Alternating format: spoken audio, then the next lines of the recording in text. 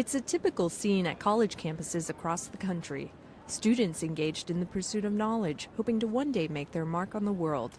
It's not the first place you'd imagine finding government spies, but investigative reporter Dan Golden says you'd be surprised. There's an awful lot more international students, international professors at American universities.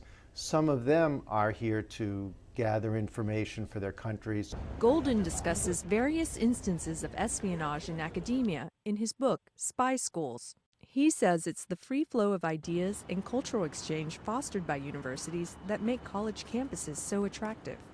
There's a lot of research and development at major universities in the United States that a foreign government would look to exploit by sending students to study at these universities. Americans studying abroad are often targets of foreign governments. In 2014, the FBI commissioned a film based on the real-life exploits of Glenn Shriver, an American student recruited to spy for China.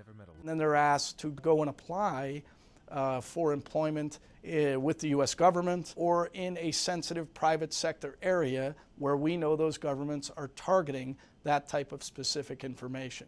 The United States is no stranger to intelligence gathering operations in academia.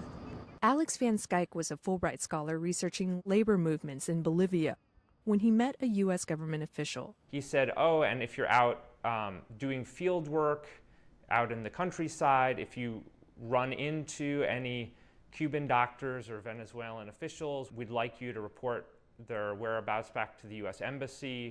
But the FBI says that kind of recruitment is rare. We do periodically enter in that type of agreement, but it's not as prevalent or nefarious as what you see from our students being exploited by the Chinese government or the Russian government.